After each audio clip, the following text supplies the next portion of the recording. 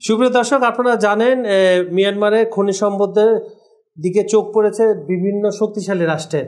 আসলে ঘটনাটা কি একটু সংক্ষেপে যদি বলতেন, আমরা দর্শকদের কিছুটা হিন্টস দিয়ে রাখি। মিয়ানমার তো এমনিতেই প্রকৃতিগতভাবেই খনিজ সম্পদের একটা দেশ। এখানে সব জায়গায় রত্ন পাথর আছে প্রচুর, হ্যাঁ, চুনি পান্না এইসব, এছাড়া আরও যেগুলো আছে এইগুলো ভারী শিল্পের জন্য এবং ধরেন আরও কিছু আছে, হ্যাঁ।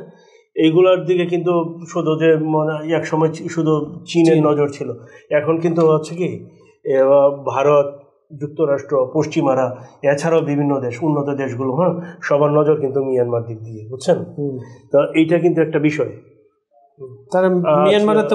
আজকে আমরা এই জিনিসটা নিয়েই, হ্যাঁ, আজকের যে পর্বটা টকশো, এটা এই জিনিসটা নিয়েই আমরা সাজিয়েছি। হ্যাঁ, তো তাহলে দর্শকদের অনুরোধ করব, আমাদের বিকালে যেটা সন্ধ্যার দিকে যাবে যে মূল অনুষ্ঠান, সেটার দিকে আপনারা চোখ রাখবেন। এই বিষয়ে বিস্তারিত আলাপ করেছেন বিশ্বজিৎ দত্ত ভৌমিক। আপনারা বিশ্ব সংযোগের সঙ্গেই থাকুন। সন্ধ্যার সময় দেখা হচ্ছে। ধন্যবাদ সবাইকে।